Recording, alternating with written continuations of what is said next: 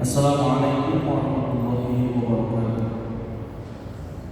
Jemaah Al-Furqan rahimahumullah yang akan bertindak selaku penceramah pada malam ke-23 Ramadan 1446 Hijriah bertepatan dengan tanggal 22 Maret 2025 Masehi, yang terhormat Bapak Dr. Haji Hasan Iman dan Imam yang terhormat Bapak Dr. Syaikhul Syamil SI. Pembaca doa saudara Faisal Fauzan Ilyasa SPD. Kami informasikan laporan keuangan tarawih 22 Ramadan 1443, jumlah pemasukan terkumpul sebesar Rp242.000. Demikian laporan keuangan harian tarawih Masjid Al-Furqan ini disampaikan, dan kami ucapkan jazakallahu fima a'taina wa barakallahu fima a'taina. Jamaah Al-Furqan rahimahumullah, untuk shaf dimohon mengikuti shaf yang paling depan terlebih dahulu. Selanjutnya kami persilakan kepada jamaah untuk berkenan mengisi dan mengedarkan kotak infak yang telah kami sediakan. Mohon izin kepada jamaah yang berada di shaf paling kanan untuk menyebarkan kotak infak yang telah disediakan. DKM Al-Furqan UI juga menyediakan layanan zakat, infak, dan sedekah digital dengan cara memindai barcode yang tersedia dalam banner dan kotak infak yang disiapkan. Selanjutnya, bagi jamaah yang membawa alat komunikasi seluler seperti handphone ataupun sejenisnya, kami mohon sementara waktu dinonaktifkan ataupun dimode senyapkan demi menjaga kekhusyuan ibadah tarawih, dan mohon untuk menyimak serta bila mengobrol ketika ceramah sedang berlangsung. Demikian dan terima kasih kepada Bapak penceramah, kami persilahkan. Wassalamualaikum warahmatullahi wabarakatuh.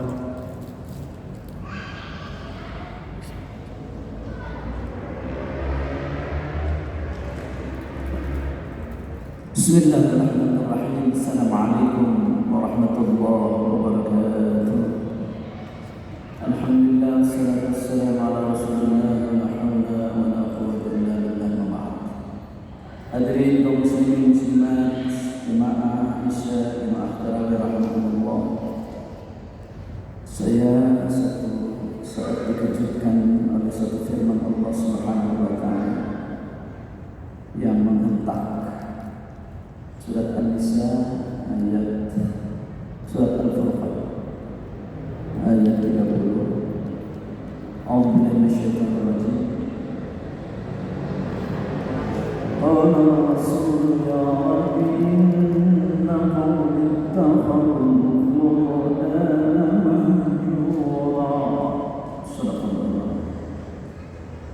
Rasulullah Muhammad SAW pernah mengeluh kepada Allah Subhanahu wa taala yang diabadikan keluhannya oleh Allah dalam surah Al-Furqan tadi ayat 30.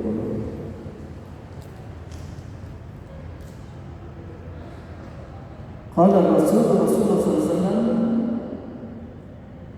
berkata mengeluh di hadapan Allah, ya Rabbi, wahai Tuhanku, inna qawmi, sesungguhnya kaumku, ittakhadul Qur'ana mahjura, telah menjadikan Al-Quran sesuatu yang ditinggalkan. Jadi kaumku menjadikan Quran sesuatu yang ditinggalkan. Ini sebuah keluhan dari Rasul kepada Allah SWT. Pertanyaannya, apakah kita termasuk di dalamnya yang menjadikan Al-Quran sesuatu yang ditinggalkan atau tidak? Setelah kita telah tafsirnya, dua kemungkinan. Pertama, Rasul mengaku bahwa seluruh umat akhir zaman adalah umat beliau. Beliau sudah berjuang mendakwahkan Al-Quran kepada seluruh manusia,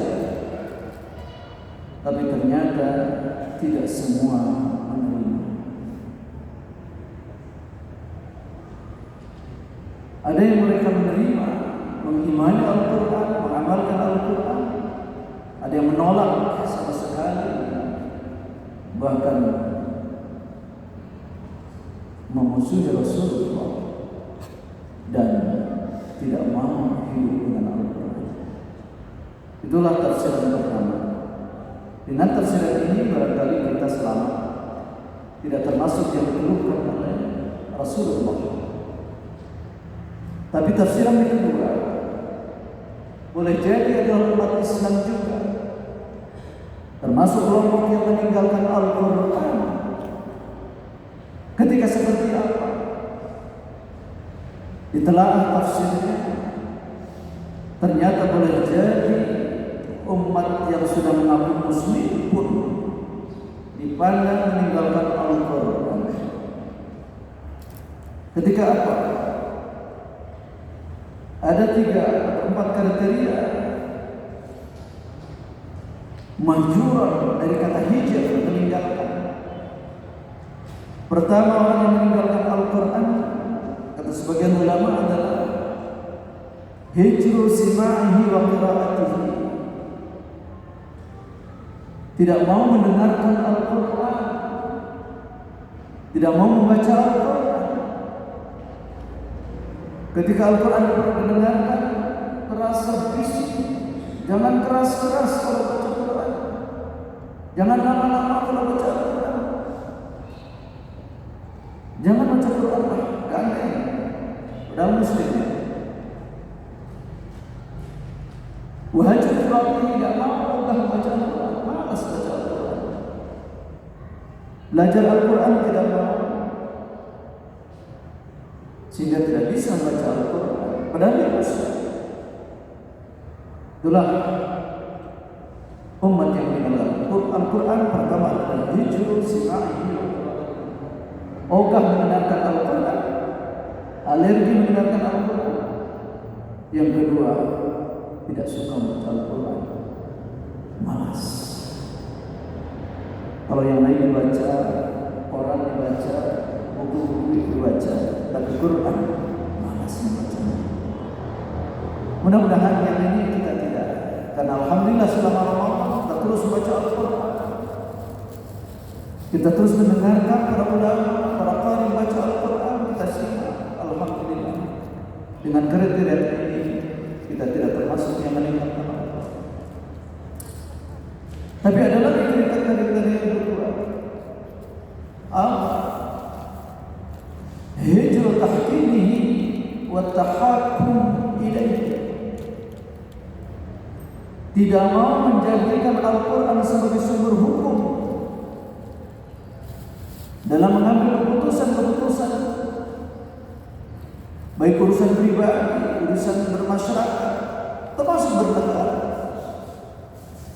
Tidak mau kalau Al-Quran terlibat untuk dijadikan pertimbangan dalam pembuatan undang-undang, dalam pembuatan hukum. Padahal dia muslim, tapi menolak ketika Al-Quran hadir untuk turut serta masuk ke dalam undang-undang. Tidak mau. Hijrah tahkim, tidak mau menjadikan Quran sebagai hukum, sebagai sumber hukum, sebagai penutus kebutuhan. Wa hijrah tahkim dan ogah memutuskan perkara dalam persidangan dengan dasar Quran. Tidak mau. Jadi keputusan-keputusan dan perkara ini atur sesuai dengan selera hakim, selera pengacara, selera yang diluar. Maka itu termasuk hijrah. Hijrah meninggalkan Al-Quran. Hijrah tahkimi wa tahakkumi. Tidak mau menjadikan Quran sebagai sumber hukum, tidak mau berperkara dan didasarkan kebenaran dalam pengadilan berbasis Al-Quran. Di sisi ini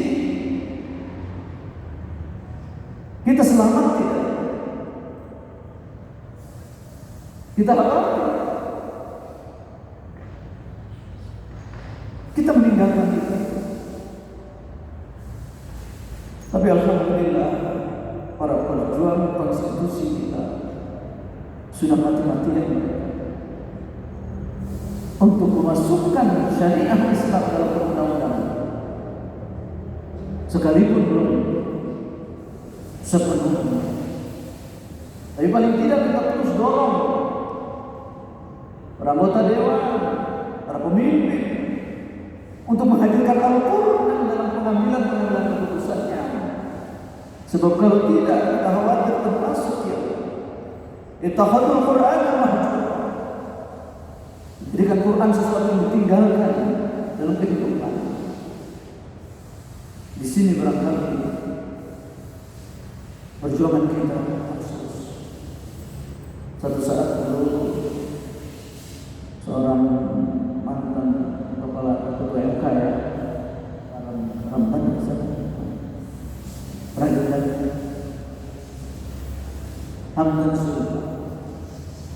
Beliau mengatakan kami terus berjuang secara konstitusional untuk memasukkan syariat Islam di dalam undang-undang, dan alhamdulillah kita sekalipun belum sempurna kami terus berjuang. Itu jihad bagi mereka yang punya peran, anggota dewan, para ahli hukum. Disinilah peranannya untuk menjadikan Al-Quran sebagai tahqiq. Mudah-mudahan kita, kalaupun tidak, kita dorong anggota dewan, para ahli hukum nanti membuat undang-undangan supaya memasukkan syariat Islam dalam perundang-undangan. Yang ketiga, yang meninggalkan Al-Quran hijrah ta'allumihi wa tafahhumihi, tidak mau mempelajari Quran, tidak mau mentadabburi Quran, tidak mau ingin tahu isi Al-Quran. Di sisi mungkin kita introspeksi saya, apakah Al-Quran sudah kita jadikan sebagai hudan atau sebagai Quran dan Arabiyah, sebagai sumber bacaan, hanya sebagai bacaan, atau sudah menjadikannya sebagai hudan? Kalau sebagai bacaan, mungkin kita hanya simpan saja Al-Quran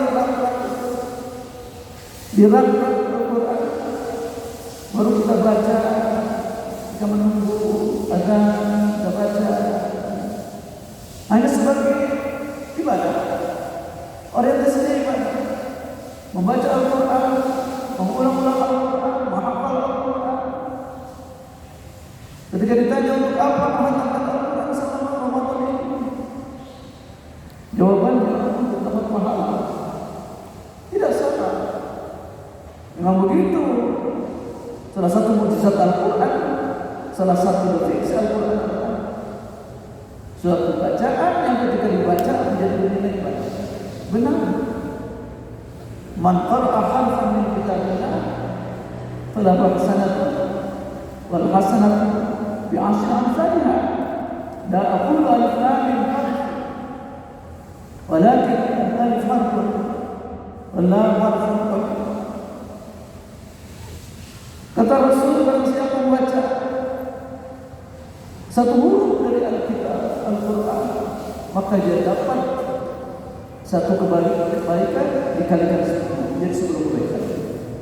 Saya tidak mengatakan alif lam mim itu alif satu huruf, lam satu huruf, mim satu huruf. Ya. Tapi apakah semua puas berhenti di sini?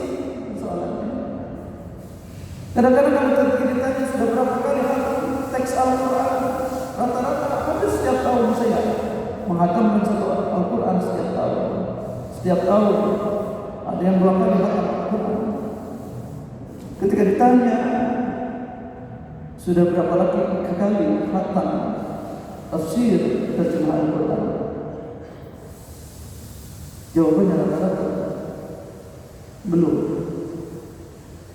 Saya tanya, sudah usianya 60 tahun Pak, sudah berapa kali khatam Al-Quran? Alhamdulillah, hampir tiap tahun, setiap Ramadan khatam Al-Quran.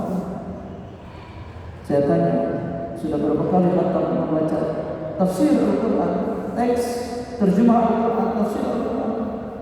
Jawabannya, belum. Belum mau kapan? Padahal hudan linnas syahrul Ramadan alladzi unzila fihi al-Qur'an hudan linnas. Bulan Ramadan, Lailatul Qadar, Allah turunkan Al-Qur'an hudan. Bukan sekedar qiraatan, bacaan. Maka inilah kesalahpahaman bahwa kalau sudah khatam teks Al-Quran sudah selesai kita mengaji Al-Quran, tapi ketika disodorkan isinya ogah, lah menerima teks ini saja. Kenapa tidak mau baca tafsir Al-Quran, terjemah Al-Quran? Jawabannya, nggak ada pahalanya Ustaz. Kalau baca teks Al-Quran ya pahalanya, yang baca tafsir juga pahalanya, cek sana. Ya gitu Pak. Ini masalah saja. Al-Quran turun sebagai Al-Quran Karim, bacaan yang mulia. Malam yang turun Al-Quran, malam yang mulia, Lailatul Qadar, malam kemuliaan. Jibril alaihissalam yang akan menurunkan Al-Quran kepada Rasulullah dalam 23 tahun sebagai Sayyidul Malaikat, pemimpinnya malaikat, malaikat paling mulia di sisi Allah. Kenapa? Karena kemuliaan Al-Quran. Rasulullah Muhammad SAW sebagai Sayyidul Mursalin, Asraful Anbiya wal Mursalin, Nabi yang paling mulia, pemimpin seluruh Nabi. Kenapa? Karena menerima Al-Quran. Maka kita pun umat Rasulullah ini, kalau mau menerima Al-Quran, menjadikan Al-Quran sebagai way of life, kurikulum hidup, tatanan hidup, maka kita akan mulia seperti mulianya Rasulullah, akan mulia seperti mulianya Lailatul Qadar, akan mulia semulia malaikat Jibril. Kenapa? Karena kita bergabung dengan yang maha mulia. Sebab Al-Quran firman Allah, sumbernya dari Allah Al-Aziz Al-Hamid yang maha mulia. Maka kita akan mulia ketika kita bersama Al-Quran. Maka tidak cukup kita hanya baca teks Al-Quran, tanpa kita harus mentadabburi Al-Quran. Sebab Allah mengingatkan,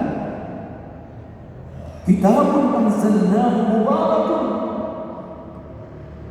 liyatadabbaru ayatihi wa yatadhakkaru ulul albab. Itu kata Allah, kitabun Al-Quran sebuah kitab. Anzalnahu, kami turunkan Quran sebagai kitab itu mubarakan, diberkati. Untuk apa? Liyatadabbaru ayatihi, agar mereka mau mentadabburi ayat. Tadabburi itu artinya memahami dan mengambil hukum-hukum untuk dijadikan tadbir, untuk mentadbir hidup, untuk mengadministrasi hidup, untuk mengatur hidup. Bukan sekedar fahmu, memahami, bukan sekedar memikirkan, tapi tadabbur lebih menjadikan setiap ayat menjadi jalan, menjadi pedoman untuk tadbir, untuk mengelola, menata kehidupan, mengadministrasi kehidupan. Itulah tadabbur Al-Quran.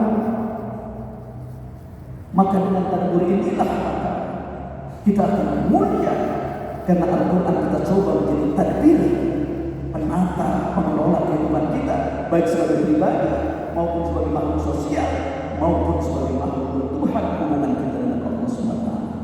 Mudah-mudahan dengan peringatan Allah SWT dan keluhan Rasulullah SAW bahwa banyak umatnya yang meninggalkan Al-Quran, kita tidak termasuk di dalamnya. Dengan cara kita terus bersemangat membaca Al-Quran, mendengarkan Al-Quran, mempelajari kandungan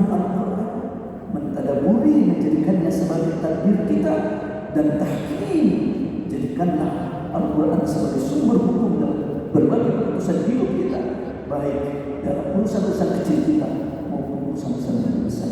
Mudah-mudahan Lailatul Qadar ini menjadikan kita hamba-hambanya yang senantiasa berupaya untuk memuliakan Al-Quran, menjadikan Al-Quran sesuatu yang tidak ditinggalkan, tetapi menjadi kurikulum kita, sehingga kita hidup mulia di hadapan manusia, di hadapan Allah SWT, di hadapan para malaikat, dunia aman, nyaman, selamat sampai nanti menuju surga Allah SWT. Terima kasih atas perhatian. Mohon maaf atas kekurangan.